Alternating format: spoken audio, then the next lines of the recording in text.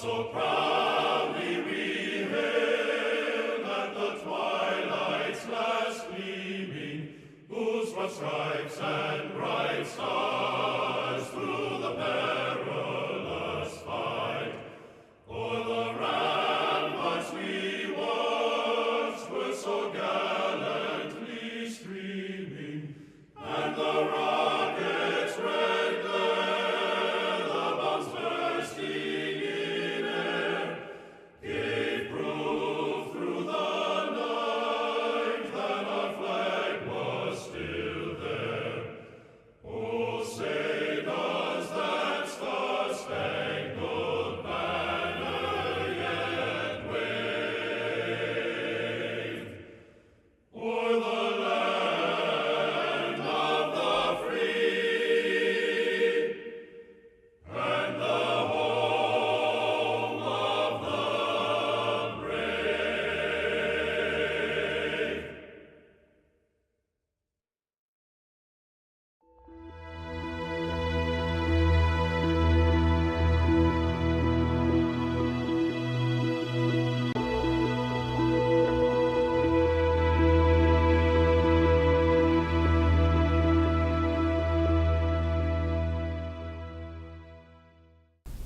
It's my pleasure, though, to introduce another interesting fellow today, Matt Shipley, who we have had speak here several times. Is this your third time or fourth time, Matt? Fourth. Matt Shipley was a Navy SEAL and has spoken a couple times to the club here, and is a very interesting, very fun-loving and good individual.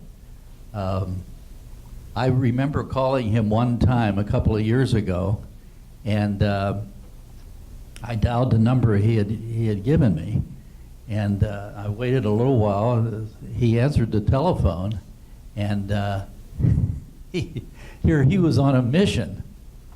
Remember that, Matt?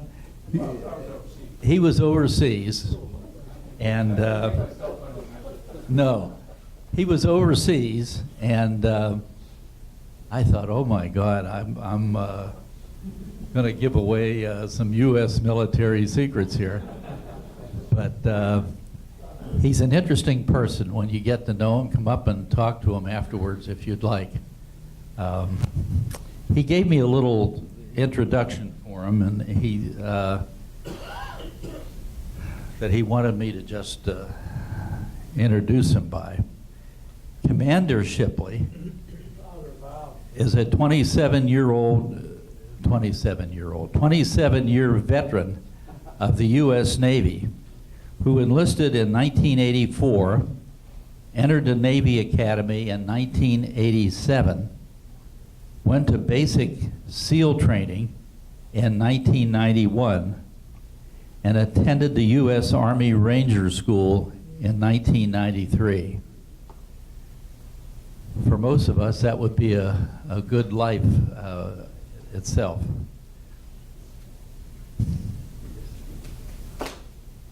He provided leadership in the SEAL teams and at many different levels, including platoon commander, operations officer, task unit commander, executive officer, and commanding officer. So he's getting to heaven for sure. As a civilian, Matt, or Commander Shipley, rose in the ranks of General Electric to become a quality leader known as Six Sigma MBB. Maybe he'll tell us what those abbreviations mean. And now has started Six Sigma SEAL Leadership to help leaders in companies and organizations benefit from the wealth of leadership experience he has had. So he has a variety of topics he could talk about, and mainly on leadership. And the floor is yours, Matt. Thank you, Bob. So yeah, it's okay. I would rather be 27 than the age I am now. For those of you who don't know, an MBB is a Master Black Belt. I usually just leave it as MBB because people get confused that I'm a SEAL and a black belt, and they conflate the two and think I'm actually a black belt in karate, which I am not. But as a retired SEAL commander, I can't tell you how much it means to me to have a captive audience. So I want to thank you for coming here today, and thank Bob for that wonderful introduction and for the 9 years he did as the director. So let's give him a round of applause. Now, before I begin, I just want to get one thing straight. Of all the things I have done in my career, the one thing I didn't do was shoot bin Laden. And I wasn't even on that mission. But I have had a very diverse naval career that spanned enlisted, Naval Academy, commissioned officer on active duty, and commissioned SEAL officer on reserve duty. And through all those various leadership experiences, I frequently tell people that I learned leadership one negative leadership experience at a time. And regrettably, I perpetrated some of those negative leadership experiences. Now, coming from the enlisted ranks, going to the Naval Academy, I had a very different view of that institution than most of my classmates. I used to wake up every morning and just lay there in the bed and think, what am I doing here? I hate this place. And then I'd drag myself out of the rack and I'd walk over to my wall locker and I'd open my wall locker up and I'd pull out this little package that had a miniature trident. And for those who don't know, a trident is the symbol of the SEAL teams, and that miniature trident I'm wearing today. And I would stare at that trident and I would remember. I would remember why it was there. Because you see, I've wanted to be a combat leader my entire life. I still have the very first book that I remember asking my parents to buy for me. It was a book about the American Revolution, and I studied that book from cover to cover, along with every other book about the military that I could get my hands on throughout my childhood. When I was old enough, I dug entrenched fighting positions in my neighbor's pine grove and orchestrated neighborhood BB gun battles to test out tactics. I watched every war movie that came on television, and after watching John Wayne lead a Special Forces A-team as a full bird colonel, I decided I wanted to be a Green Beret. Well, when I was a sophomore in high school, a Navy recruiter called me up, and I told him of my life ambition. He said, well, you know, the Navy has its own special forces, don't you? And I said, yes, I would never make it through that training. And he said something that changed my life. Perhaps it could change your life, too. He said, if you wanted it bad enough, you would. And he was right. As tough as BUDS was, Basic Underwater Demolition SEAL Training, as tough as that was, it was not impossible. And the secret to making it through BUDS was don't quit. You just don't quit. You don't get injured either, but you do not quit. And I found that to be true about just about everything in life. No matter what you have an aptitude to do, if you have that desire and the will to suffer through all that you must suffer through and endure to achieve that goal, that is the only thing standing between you and achieving that goal. Now, when I was a senior in high school, another Navy recruiter called me up all excited that I had scored a 94 on my Armed Services Vocational Aptitude Battery. It only took me 3 times taking that test to get that score, but he was excited about it nonetheless. And I told him I wanted to be a SEAL, and he said, oh no, you don't want to be a SEAL. Well, I didn't want to be a SEAL because he didn't get a bonus for enlisting me as a SEAL, but he got one for enlisting me as a nuke. And I wasn't wise enough back then or have good enough counsel to tell that recruiters, like, you go ahead and if you don't give me what I want, I'll find somebody else that will. So I enlisted in the Navy and was training to be a nuclear reactor operator, something I definitely did not want to be. So I jumped out of that frying pan by applying to the Naval Academy.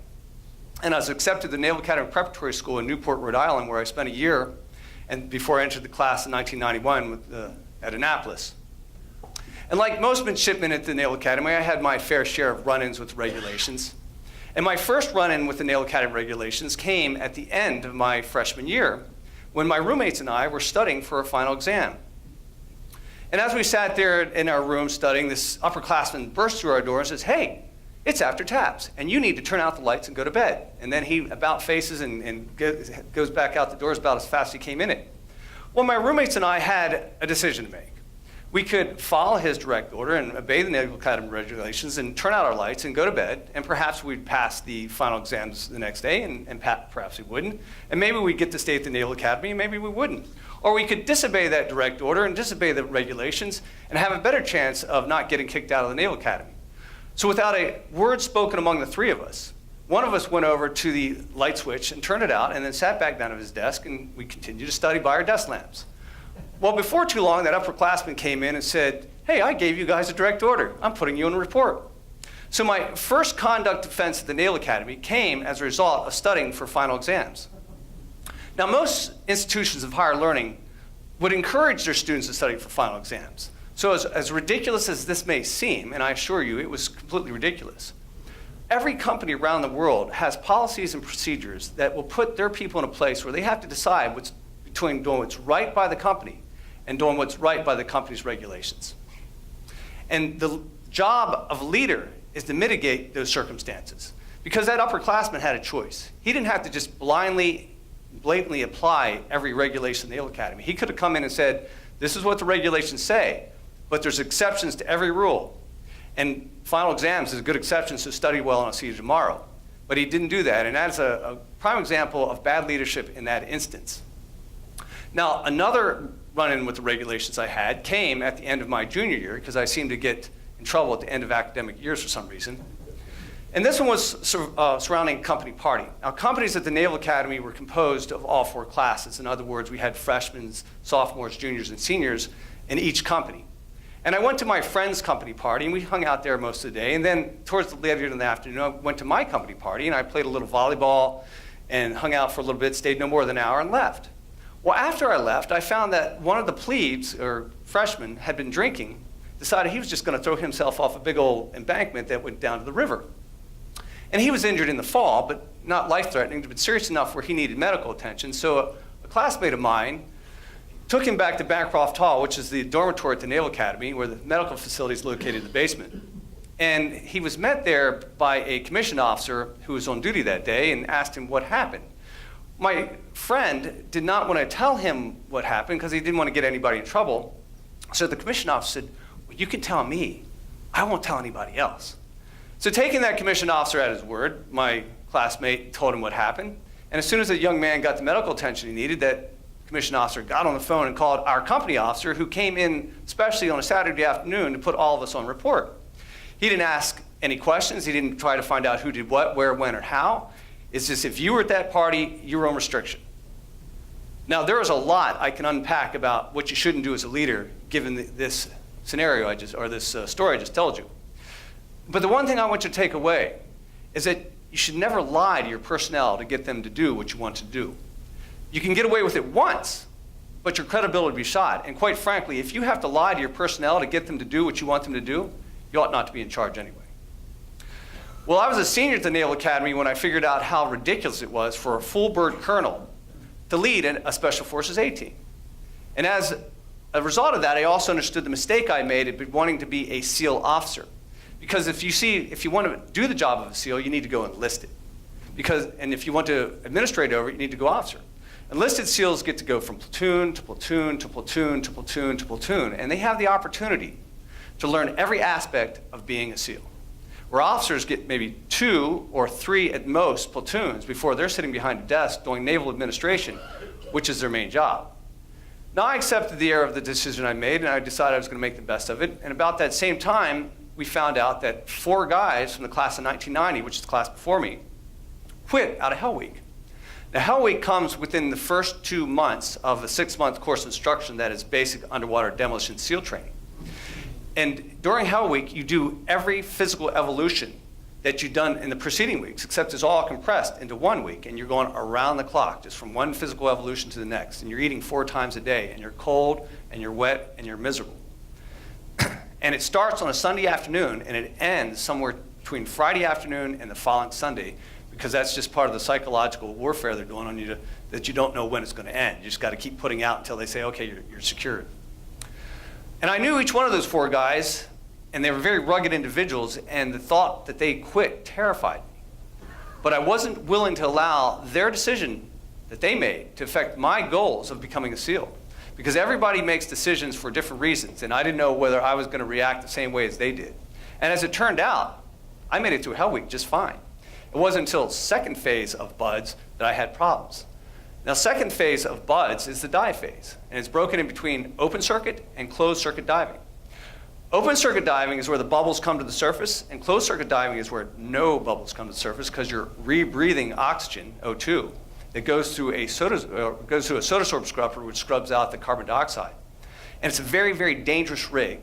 And the instructors needed to know that the students were comfortable under the water and could follow detailed procedures before they could go past and go on to closed circuit. So we had to pass something called pool composition, which we called pool comp. Now, pool comp consisted of the students with the twin 80 air tanks and the double hose regulator and a face mask and a weight belt crawling on the bottom of an 8 to 10 foot pool. And the instructors on a breath hold would dive down and rip the face mask off your face, rip that regulator out of your mouth, tie a knot in the supply hose and tie a knot into the escalation tube. And then the student had to methodically put all this gear back together again in the procedure they'd been taught and then continue to crawl. Well, I was down there crawling the bottom of the pool, and the instructor came down there and he ripped my face mask off and he ripped that regulator in my mouth and he put those 2 knots in each of the hoses and messed my gear up very, very well. And so then I followed the procedures exactly as I'd been taught. I released those quick release straps in my twin 80 tanks. I took them out and I put them on the bottom of the pool in front of me, and I started working on that supply knot, because when you are not breathing underwater, it is very, very unpleasant. So I got that supply knot hose undone and I started breathing air. Well, everything was good to go at that point. I had all the time in the world I needed to get my gear squared away, because that instructor was not going to come down and mess with me again until I did. So I decided to follow the advice of this instructor who called himself Bart. Now, Bart said that you didn't have to untie that big old knot that was in the escalation tube, because you could still breathe without it. And he was technically correct, because I was breathing air without that being undone yet. So I decided to follow his advice, and I put all my gear back on just as I'd been taught and drained the water out of my face mask and continued to crawl. But as I started crawling, water was coming in every time I tried to exhale. And I just got to the point where I was drowning. I said, forget it. And I went to the surface and I failed pool comp. Now, the moral of this story is twofold. First of all, don't ever take advice from somebody who calls himself Bart. And second, don't take unnecessary shortcuts. Like I said, I had all the time in the world to untie that escalation tube knot, and I decided not to. And I failed pool comp as a result. And I had to wait. I had to stay in my barracks or my room at the Bachelor Officers' Quarter all weekend, over Thanksgiving weekend, when my World War II cousin was visiting me, before I could pass pool comp on Monday and continue with training. Well, third phase of BUDS is the land warfare phase, and we learn map and compass there, and small arms with a rifle and pistol, and small unit tactics, and underwater demolitions and land demolitions. And I had no problem with any of that. Passed BUDS just fine, went on to SEAL Team 8, and when I got to SEAL Team 8, there was a whole bunch of officers waiting to get into a platoon. And I was at the end of the line. So eventually the operations officer came to me and said, hey, Matt, would you like to go to U.S. Army Ranger School? Now, most SEALs would run for the hills when they heard U.S. Army Ranger School. And as a matter of fact, we frequently sent guys there as a punishment. But the admiral wanted the officers in his command to go to Ranger School, because the Army looked at Ranger School as like a premier leadership school. And he wanted that kind of credibility among the officers in the SEAL team. So I said, sure, I'll go to U.S. Army Ranger School. So I go to U.S. Army Ranger School, and when I went there, there was 4 phases that simulated different combat environments. They had the Darby phase at Fort Benning, Georgia. They had the desert phase at Fort Bliss, Texas, the mountain phase at Dahlonega, Georgia, and then the final phase, which is the swamp phase, at Eglin Air Force Base in the Panhandle of Florida. And each phase consisted of 8 to 10 day field sessions that consisted of you're getting between 2 hours and 20 minutes of sleep a night and 1 meal ready to eat per day, which means that you didn't get to eat much, and most of us lost 35 or more pounds coming out of Ranger School. And you did patrolling and mission planning and conducting raids and missions that you would normally do nearly around the clock. And the instructors would rotate the students into leadership positions to evaluate them under these simulated combat conditions. Now, the worst time to be in a leadership position was at the end of any one of these 8 to 10 day field sessions, because that is when the guys were the most sleep and food deprivated, and they were just out of their mind, hallucinating, doing all kinds of weird stuff, really not able to process anything. And the worst phase to do the leadership was in the mountain phase, because in addition to all those other things, we had these gigantic mountains we had to climb up with all our gear and down, and it just wore guys out even more. So as fortune would have it, I was put in charge as a patrol leader towards the end of mountain phase. And the ranger instructors took me aside and said, okay, we want you to patrol to this place on the map, and when we get there, we want you to set up a patrol base. But we have had problems with the students talking during patrol, so we want you to put a stop to that. And I said, okay, not a problem. So I went back and said, all right, guys, come on over here. So I told them where we were going and what we were going to do when we got there, and I said, now, if anybody talks during this patrol, I will give you the M60 machine gun to carry. Now, the M60 machine gun was a belt-fed heavy machine gun. That it was so heavy that we rotated it among the students so that no one student had to carry that weapon system the entire time. And I told them, well, if that doesn't quiet you down, I'll give you the M60 tripod, which is almost as heavy and very unwieldy, and it was the only piece of a weapon system that a student had to carry when he had to carry that. And I said, if that still doesn't quiet you down, I'll find something else. So as you would guess, as we patrolled, you could hear a pin drop into the dust. And when we got to the patrol base after dark, the M60 gunners came and told me, man, we were wishing that somebody was going to say something so we could get rid of this big old heavy weapon. Well, I set up my perimeter, and I was in the center of the perimeter, and out of the darkness comes one of my squad leaders, out of his mind in sleep deprivation. He said, could you give me a compass bearing to my position in the line? So I gave him that compass bearing. He stumbled into the darkness, and I went and walked the perimeter because I wanted to make sure he got to where he was going and everything else was like it was supposed to be. And as I walked the perimeter, I found this gigantic hole in my perimeter. So I said, hey, you two guys on either side of this gigantic hole, you need to close that gap up. And they said, okay, we'll close the gap up. And I said, all right. So I walked back to the center of my patrol base, and then the next morning, the ranger instructors came, and they walked the perimeter just as I had done, and they found this gigantic hole in my perimeter.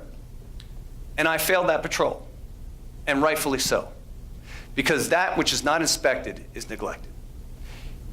It doesn't matter that I told those guys to do it. It was my responsibility to make sure that they did do it. And I didn't do that, and I failed, and rightfully so. But I did eventually pass Ranger School. And when I passed Ranger School, I got back to SEAL Team 8 and still had to wait a little bit to get into a platoon, but I eventually got into a MARG platoon. That's M-A-R-G. Now, I don't want you to get wrapped around the axle of what MARG stands for, but I want you to remember that it is a 3-ship flotilla that transports Marines around the Mediterranean to conduct amphibious operations when needed. So it's a 3-ship flotilla. And I was a member of the only SEAL platoon assigned to MARG, because you only had 1 SEAL platoon per MARG back then. And I did that deployment, and I got back to SEAL Team 8 and transferred over to Special Boat Unit 20, where I shortly thereafter deployed over to Stuttgart, Germany, as a liaison officer to the Special Operations Command Europe. And when I got back from that deployment, I took over as the operations officer of Special Boat Unit 20. Now, for most of you are veterans, but for those who don't know, operations officer in a Navy command is the 3rd in command. You have the commanding officer, or CO, 1st in command, the executive officer, XO, who's 2nd in command, and then the operations officer, or OPSO, who's 3rd in command. So I was sitting at my operations officer desk one day, and the XO of SEAL Team 8 calls me up and says, hey, Matt, would you like to come back to SEAL Team 8 to take over a platoon? Well, I was chomping at the bit to get back into a platoon. So I went home and told my wife, and she said, don't do it. Don't go back to SEAL Team 8. I didn't listen. And no sooner had I committed to going back to SEAL Team 8 than the commanding officer of SEAL Team 8 came to see my commanding officer.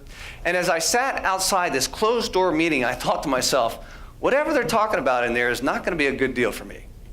Before too long, they called me in, and the CEO of SEAL Team 8 said, hey, Matt, I got a good deal for you. If you go out as the MARG Task Unit Commander, I will give you any platoon in my SEAL team that you want when you get back. Well, my heart sank, because the MARG Task Unit Commander job was the most hated job in the SEAL teams. Now, no self-respecting young SEAL wants to be stuck on a staff when you can be in a platoon. But a seagoing staff that was notorious for bad leadership was the worst of all. And it was notorious for bad leadership because in the regular Navy, if you did not make admiral, they frequently sent you out as the MARG Commodore as a twilight tour. Now, Commodore is a title for the person who's in charge of that 3-ship flotilla. And the Commodore we had was worse than most. He didn't even pass his pre-deployment validation exercise, but they sent him anyway because they didn't have anybody else. And he was the type of leader that he would give you an order to do something. And as soon as you did it, he would chew you out for doing it. And I remember one such time getting chewed out by him for doing something he just told me to do, and I was standing there notionally scratching my head thinking, didn't you just tell me to do this? What are you yelling at me for? Well, if all that wasn't bad enough, the platoon, the SEAL platoon that was assigned to the MARG was like the bad news bears goes to sea. Because you see, back at this time, SEAL Team 8 had negotiated with the SEAL hierarchy to get a land-based platoon. And they took all the best guys out of the SEAL team and put in that land-based platoon, and all the rest of the guys they sent out with me. Well, I had a leading petty officer who was like that guy out of the movie Platoon that played one squad off against another to get them to fight each other. I had a chief petty officer who should have never been a SEAL, much less being the chief of a platoon. I had an AOIC that was just a backstabber, that he did things that I never thought officers would do or should do, and they certainly shouldn't have. And then I had an OIC, an officer, platoon commander, who was a surfer dude from California and seemed incapable of taking his men by the scruff of the neck and saying, "You're not going to behave this way." So it was a thoroughly miserable deployment. As a matter of fact, it was the worst 6 months of my entire life. And I got back from that deployment very, very disenchanted with everything that I'd experienced. To find out that the new commanding officer at SEAL Team 8 was a guy that had one of the worst reputations in the SEAL teams. Now, he had these bad leadership reputations in SEAL teams for primarily two reasons. First of all, he put his career first in every decision he made. For most of us in the SEAL teams, we had a decision-making matrix that consisted of the mission, the men, and then me. In other words, we had a crystal clear mission focus that every decision we made it to make sure that we could accomplish that mission. And our second priority was to make sure that our personnel had everything they needed to accomplish that mission. And if there was any career decisions to be made, they were made outside the context of the mission decisions, that you never conflated career decisions with mission decisions. But not for this CO. He put his career ahead of everything else, and we knew it. And the second reason that he was a bad leader in the SEAL teams is that he was terrible at being a SEAL. He really did not have a clue about operational matters, because he laterally transferred into the SEAL teams. He used to be a ship driver, which is known as a surface warfare officer. And he came to the SEAL teams and missed that whole first part of being a junior officer in the SEAL teams and really learning the job. And I'll give you an example. Early in my workup, the XO came to me and said, "Hey Matt, we got this AC-130 gunship to use. Would you mind doing a urban warfare mission up or exercise up at Fort Pickett with this AC-130 gunship?" And I said, "Well, sir, I've got 50% new guys in my platoon that have never done urban warfare, and we as a platoon have not done it, so I've not worked out our standard operating procedures. So if we do it, it's not going to look pretty." He said, "Well, that's okay." I said, "Well, as long as you and the training department understand this isn't going to be pretty, I'm willing to do it for you." So we caravanned up to Fort Pickett, and the CO was in my van with me, and along with my communicator and one of my guys who was driving. My communicator was talking to this AC-130 that was running racetracks in the sky above us. And for those of you who don't know, and I imagine many of you do, an AC-130 is a Air Force airframe fixed wing that shoots 105 millimeter cannon and a Gatling type gun from the air to the ground. Very capable aircraft. So we get up to Fort Pickett, and I assemble my platoon, and we insert into the urban environment, we assault the target, and we extract, and we're in this big debriefing room sitting on these bleachers, and the training cadre are having a field day with us. They're like, "Oh yeah, you didn't do this, and you could have done that," and they just went on, and everything they said was right. And then one of the training cadre said, "You got anything, Skipper?" Well, the skipper was milling around behind the bleachers, and he's like, "No, I don't have anything." Well, the next day I'm back at the SEAL team, and the CO sees me, and he says, "Lieutenant Shipley, I have a bone to pick with you." I was like, "Oh yeah, what's that, sir?" "I noticed that you and your AOIC had your sleeves rolled up a little bit yesterday. We're not going to do that anymore, are we?" Well, I stared into his face trying to figure out, is this guy serious or is he joking? He was serious. Of all the things that he could have critiqued my performance on, he decided to critique my performance on my combat uniform in the field, as if I was involved in some kind of combat fashion show. Well, the reason my AOIC and I rolled our sleeves up is because the one-size-fits-all uniforms that we'd been issued didn't fit us very well, and the sleeves extended past our palms and interfered with our operating our weapon systems. So we rolled them up to get them out of the way so we could handle our weapon systems effectively. Well, everything came to a head with this CO towards the end of my workup when we were just weeks away from deploying to Bosnia-Herzegovina back in the late 90s, and he was going to go with us and be in a staff over there. Well, we were down at a joint task force exercise at Camp Blanding, Florida, which is just below Jacksonville. And he handed me a mission. And I was looking at this mission, and my AOIC, who was a prior enlisted SEAL, looked at it and said, "That's an SDV op." I was like, "Yeah, you're right. This is an SDV op." SDVs are SEAL delivery vehicles. They're wet submersible submarines. In other words, when you get in them, there's no airlock. The SEALs are in this back of this wet, dark environment. You close the hatch. It's kind of a sliding thing, and you're sitting back there, and the only way you communicate is through taps and squeezes. So when your SEALs in the back, you're not doing anything but riding. They're in this cold, wet environment, completely pitch dark. I mean, you can't see the hand in front of your face. You got to squeeze each other every once in a while to make sure everybody's still alive, and then tap on the structure to let the drivers know that you're still alive. So, but an SDV can deliver SEALs just about anywhere they need to under the water, and to get out and go wherever they need to go. And because of the intelligence scenario of this mission said that it was clear that nobody coming across the surface was going to get into the assigned beach without being compromised, it was obvious that this had to go, whoever came to this beach had to come from under the water, and that made it a SDV op. So I explained this in my courses of action brief, where I gave 3 courses of actions, with the third one being the SDVs, and I recommended this mission be given to the SDVs.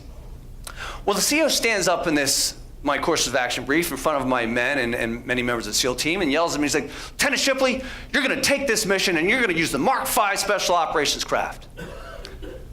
Well, the Mark V Special Operations Craft was a surface craft. I said, "Okay, sir." I go, "But if this were a real mission, I would take this to a higher level and dispute it.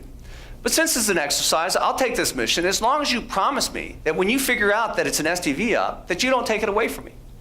He says, "That's right, I promise." So I went out and commenced the 48-hour mission planning process, in which you get very little sleep because you're planning, prepping, and rehearsing nearly around the clock. And towards the end of this process, the CO comes and quietly takes me aside and says, "Well, this is an SDV op, and I'm going to give it to the SDVs." Had he come to me and said, "Matt, you were right and I was wrong and I'm sorry, but I have to give this to the SDVs," I would have been like, "Okay, not a problem. Everybody makes mistakes." And I would have thought to myself, I can follow this guy. I can respect him because he's willing to admit that he was wrong. But he didn't. He pretended. He pretended that I didn't forewarn him that this is what was going to happen. He pretended that he didn't promise me that he wasn't going to take it away from me when he found out. And he pretended he wasn't wrong. And I lost total and utter complete respect for that man in that very moment, and he knew it. And 3 days later, when we were back at the SEAL team up in Virginia, he called me into his office and relieved me from my platoon. And that was his way of saying, "I'm in charge and I'm going to put you in your place." Well, the XO SEAL Team 2 found out about it, and he called me up and said, "Hey, man, I got a platoon over here. You can come over and take it." And I said, I appreciate that, sir, but I'm done. There's a better life out there for me, and I'm going to go find it. Because you see, this one bad leader took somebody who was totally dedicated and motivated to spend a career in the SEAL teams and turned him into somebody who could not wait to get off active duty fast enough. Now, I was very bitter about this for many years, until I was mobilized to be the executive officer of SEAL Team 3 in Fallujah, Iraq. And when I was the executive officer, I had a cast of characters under me, including Chris Kyle of American Sniper fame, in which many of the things he wrote about in his book and portrayed in the movie happened during that summer of 2006. Jocko Willink and Leif Babin, who co-authored the book Extreme Ownership, they were out there. And the guy who took over my platoon, the officer that took over my platoon back in 1999. And as I sat there listened to him tell about his career that he had after I last saw him, I quietly thought to myself, thank God I got out. Because I've had such a better life outside, off active duty, than I ever would have had on it. I got to become a General Electric Master Black Belt, Six Sigma Master Black Belt. I wrote and published my own home energy efficiency book. I was the executive officer of a SEAL team during the most pivotal time in the war of Iraq in the Al-Anbar. And I became a commanding officer of a unit that I got to name and help shape. And I did so many other things that I never would have dreamed that I would have been able to do. And I certainly wouldn't have if I had stayed on active duty. But make no mistake, leadership matters. And the results of good leadership is good performance. And the results of bad leadership is not only bad performance, but you can drive some of your best personnel out of your organization. So I want you to remember three things. One, do not lie to your personnel to get them to do what you want them to do. Two, do not take unnecessary shortcuts. And three, if you're wrong, admit it. And every morning when you wake up, I want you to look yourself in the mirror and say, I'm going to be a great leader today. So I can take a few questions. Yes. Thank you. Okay. Any questions?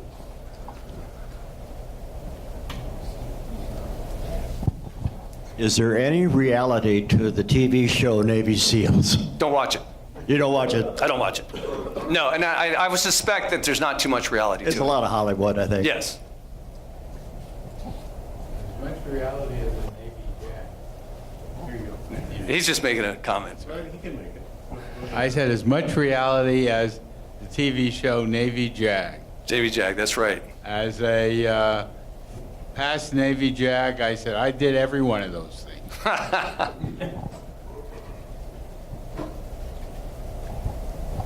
Are you familiar with the name Rich Marcinko? I read his book, and I was wondering if you have any comment on it. Yeah, so not only I'm familiar with Dick Marcinko's name, I'm familiar with Dick Marcinko, and so is my wife. She probably knows him better than I do. But what did you want to know about it? Do you agree? Is it an accurate So I like Dick Marcinko. I mean, he did some great things, but the problem with Dick Marcinko is that the question is the war novel, is the truth in a war novel the first casualty of that war novel? He wrote himself into scenarios that he did not do, that other guys actually did, other officers did, and he put himself in their place. So no, there was a lot of bluster in that book and things that were just not true. He sold a lot of books. Yes. What's your feeling about the publishing of the book about the killing of Osama bin Laden? Yeah, good question. Thank you. I don't agree with those types of things, but quite frankly, it would have never happened if our administration at the time had not released that who had done it and whatnot. So if those guys are giving away our secrets, why are the guys below them doing it? Now, that's what I made that joke about. I didn't shoot bin Laden because there's two guys that claim to have shot bin Laden, and I think that Mark Owen, the one who wrote No Easy Day, actually did shoot bin Laden. It's just that he wasn't alive when he shot him. Did you ever care to find out what happened to that officer who did those things to you? Oh, you know, he meant it for evil, but God meant it for good. So I know what happened to him. He went on to become the Commodore of Squadron 2, which became Group 4 eventually. And I remember talking to a Master Chief who was working under him and said, I'm retiring early because I cannot stand working for this guy. And he said there was 3 other Master Chiefs following him out the door. So yeah, he kind of kept that same type of thing up. And I talked to a lot of people throughout his career, like his BUDS instructor said, yeah, we tried to kick him out in BUDS, and the officer at BUDS said, well, we need officers. They said, well, you don't need this one. So yeah, he just went on. It's not a problem. He did me a favor, actually. Maybe some of your principles should have been applied at General Electric because they haven't been very successful in the marketplace. Right, and you know, Jeffrey Emerald hasn't done a great job of taking over from Jack Welch. I was in under the Jack Welch era. Okay, any other questions for Matt? Oh, here we go.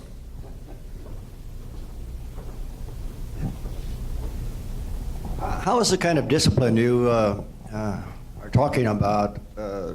How does it fit into most companies, large companies like GE? I mean, is it well received, that kind of advice that you are giving them?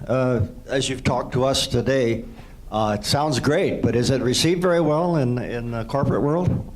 I'll find out. You guys were some of my first customers. I hope so. I think it's universal. These things are almost like common sense, but they're not widely applied. Got it? Are you familiar with Marcus Luttrell? Yes, I'm familiar with Marcus How Luttrell. much of that is fact and how much of it is fiction? Okay, so the movie, I didn't read his book because I stopped reading SEAL books after I went to BUDS. But the movie was portrayed pretty much everything, like BUDS, the BUDS scenes were very, very accurate. Everything that happened in that mission was very accurate up until the very end. The very end was completely just dramatized. When he was actually picked up, they sent a helicopter, they picked him up, and they brought him back. There was no firefight, there was none of that. But other than that, I mean, when he was falling down that mountain, that's pretty much exactly how it happened. He fell down. Every time he came to a rest, his rifle was right there, and he'd fall again, and then his rifle was right there. And it was amazing how they filmed that sequence. This is the helicopter that was part of the Osama bin Laden raid. Was that a top secret piece of equipment, or is So it was a Black Hawk, I Yeah. do believe, and they had the Chinooks as a backup. And the Black Hawk had special rotor equipment to keep them quiet. And so when they crashed, because when they came over that compound, all the heat that came up off of all the concrete, which they didn't expect because when they built the mock-up, they didn't build it out of concrete. It caused the instability of the airframe, and it went down, and most of it crashed inside the compound with the tail rotor sticking outside the compound. So they took thermite grenades and thermite grenaded the helicopter, but they didn't make sure the tail got burned, and that was the secret part of it. And how many SEAL teams are there in the military?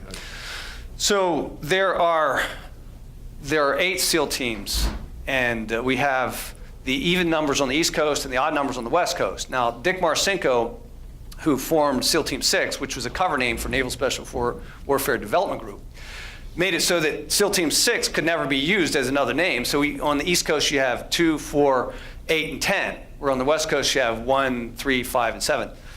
So there's 4 and 4 on each coast. And then you have Naval Special Warfare Development Group, which is down at Dam Neck, Virginia.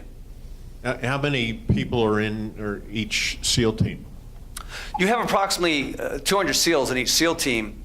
We have 6 platoons that stand up at one time and do their workup together and deploy together with the commanding officer going with them. It used to not be that way. You used to have 6 on paper, but only 2 would be formed up at any one time, and you'd send those 2 out, and somebody else would command them when you went overseas.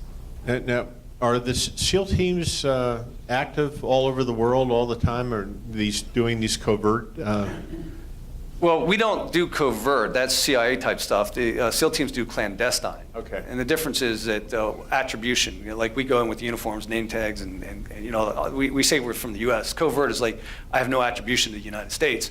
But yes, they do missions around the world. We have SEAls deployed. If anybody's familiar with con plans and O plans, we have SEALs that are dedicated to these con plans and O plans that are in different parts of the world, and so we have those platoons there at all times, and they rotate in and out, and they're conducting exercises around the world. Yeah. What are the real hot spots right now that the SEAL teams would be working in? Is Africa, the Middle East, or? I wish I could answer that question. I've been out for quite a while, so I'm not sure. But when you were in, were those the zones of? When I was in, it was kind of a dry. When I was in a platoon, it was kind of a dry time. Yeah. But the hot spots were Bosnia, Herzegovina. That seemed to be the biggest thing back then in the 90s. Of course, then when the war on terror kicked off, we've been deployed in Afghanistan, Iraq, down in Africa, all over the place. Mm-hmm. Okay. Well, see, we're getting these waves. Yeah, I see that. It's spurring new questions. I have a granddaughter who's a sergeant in the Marines, and she didn't make the cut moving toward the SEAL career.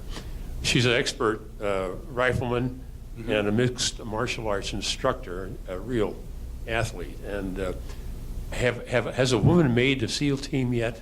No, I think it was 2016 they opened it up for women to go, but not to my knowledge, no woman has gone there yet. Yeah. It's certainly not made it through. She's 5'7", 140 pounds, and all muscle. I mean, she's really right. We all know that women naturally aren't as strong as men, so it didn't surprise me when she didn't make it. But she really tried. Oh, good for her. Good for her. And so, okay. Okay, Gary. I think I told you before, my son was an officer on a nuclear sub. But we had gone to a movie where Billy Crystal was in. They went out west, and they were all disgusted with their jobs, and they said, what would be your favorite, most exciting job? And the one guy says, be an officer on a nuclear sub, and he burst out laughing because he thought it was the most boring thing he ever did. Did you find it exciting to be in the SEALs, or was it mostly not that exciting? Oh, yeah, the SEAL teams it was the love of my life. I really, really wanted to be that career and continue to stay that career because every week was something different. I was jumping out of airplanes, locking out of submarines, blowing things up, shooting stuff. It was just a fantastic career, fantastic job. Okay, any other questions for Matt? Okay, Matt, thank you. I'll turn back to Dr. Bob.